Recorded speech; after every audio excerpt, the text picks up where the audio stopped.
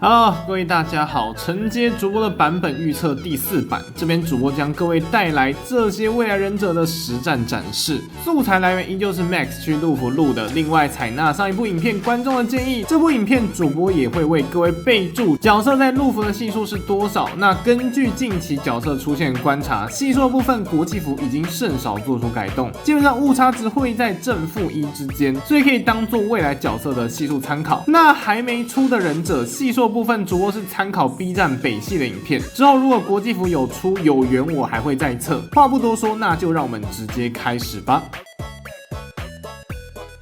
首先是2025年4月中出的紫源，紫源作为3代忍者的开门雷系主 C， 满命系数约为51，以目前系数来说确实不太够用，但是6命的雷雨有雷盾，血域有清平，秘卷有兽牛，各种配件齐全的状态下，主播自己也是很喜欢使用紫源，尤其是 SS 加跟深渊首发的部分，不过 PVP 体感就有一点无力了。然后也是2025年6月底登场的，作为2.5周年主推的卫里，满命系数跟随模式选择有所不同，重剑贴点拉满 63.8， 正常情况下平推飞剑 53.8， 越剑只有 39.2， 正常情况下的系数在国际服、卫里都是高于紫源1筹的。不过本身机制的关系，保命跟被动维持不太容易，所以基本上都作为接力角色出来拉重剑，是靠着重剑的高系数维持地位的角色。虽然我自己重剑时常会漏1-2颗啦。再来2025年12月底准白登场，作为3周年版本主推风系主 C， 灵命打满系数 52.6， 满命 58.9， 对于紫源系数来说是一个降维打击，但是机制大招不可分段，保命比卫里还更差，大招输出时间长，断空斩也真的很空，成为准白的致命弱点啊。不过目前因为人族众多的 BOSS 的鼎力相助下，准白还是维持着版本 T0 的地位。时光飞逝来到了2026年6月底，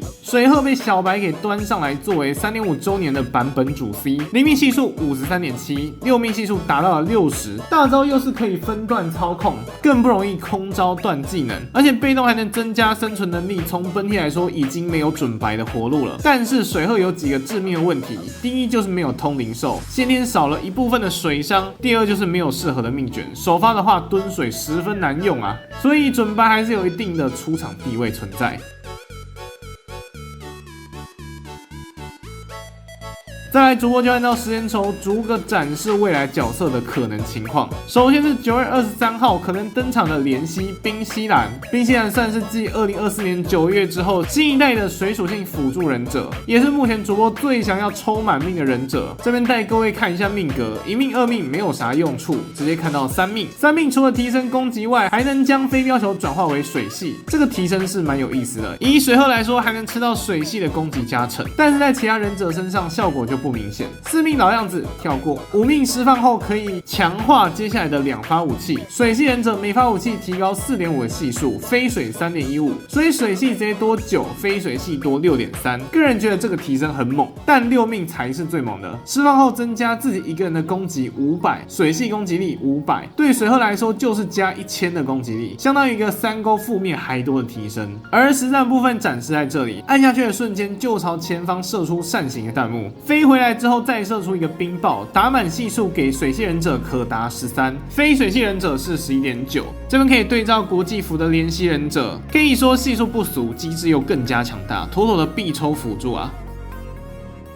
再来就是今年12月底可能出现的火系版本大 C 双焰小娇。双焰小娇作为版本的大 C， 系数一定是非常不俗的，但是机制可以说是非常的复杂啊。这边主播直接跟北系大大借图啊。简单来说，双焰的大招可以分成4段，前2段可以自选模式，分为神炎或明焰，然后前2段选择不同的开法会影响第3段大招是什么。后续再接上中野技凤舞黄天破，陆服的各段系数如上。简单来说，神炎的技能效果就是系数较低，但是具有控制；明焰就是高伤害但容易空招。双明焰的话，系数最高能达到 65.8， 比现在国际服卫里重剑还高，不过输出时间算是个问题。就算是最快的神加神，也就约等于水鹤。明加明的时间长到突破天际，而神加神的系数比水鹤还低，实战大概用明加神比较多，时间比较长，还是等上来国际服主播再来详细测试。这边先展示一下陆服的实战，开大后会出现大周旁的2个小图标，上神炎下明焰。这边 Max 先用了神2次，这个锤子是专武的百炼，2次神具有控制对于过动王有奇效，然后3次打完进入终结技凤舞黄天破，这样打下来费时15秒，6命系数59.2。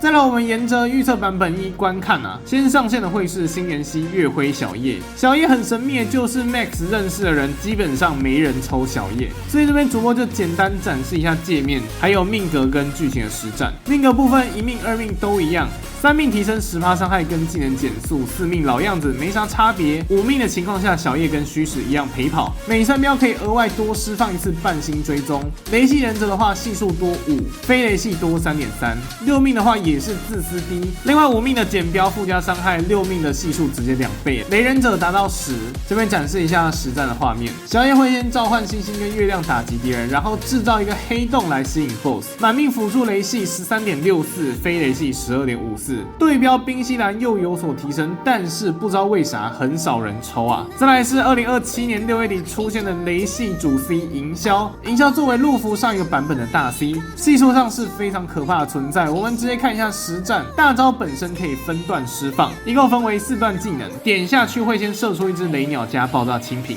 后续技能10分花俏，每一下都附加麻痹的效果，属于弱控制非定身。满命系数直接来到了68，比起水鹤的60直接多了个8，可以说是一个巨额的提升。而本身缺少的硬控也可以在专武破雾冠羽获得补强。技能组中可以说是高攻击、高定身。按照版本的规律来看，国际服满阶期望系数将可以来到18.18。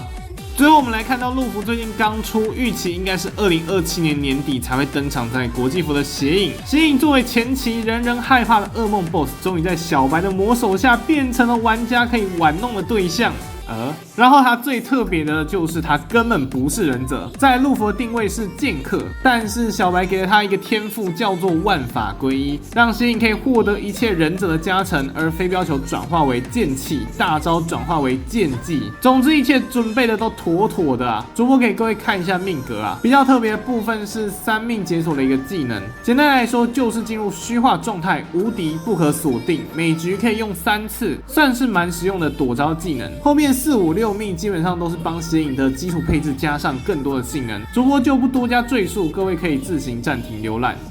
我们看一下实战，大招点下去后会先进入冲刺居合战，第一段技能全程控制，然后第2段有2种小技能能用，轮斩跟狂刃各可以用3次，可以同时使用，并且狂刃为定身攻击，终结技还是定身，全程控制的技能比水鹤还扯，0命系数为61，甚至比满命水鹤还高，6命直接超过70，来到了71.5，可以说系数直接一个火箭式提升。而武器翅膀系数没意外，满阶期望也能到18.9，如果国际服一刀没砍，基本上到了血影的时代就没有紫原胃里准白什么事情了，血影还是太超模了。不过陆服老角色也有进行改版的强化，系数上有多做了一些修正，就不知道国际服啥时候会登场。以上就是未来忍者的简单整理，主播稍微把可能照搬过来的东西提前放给各位观众知道，让各位能够更好的做抽取规划。那就老样子，请各位记得点赞、订阅、分享、超级留言或者是加入会员。就让我们下部影片再见，拜拜。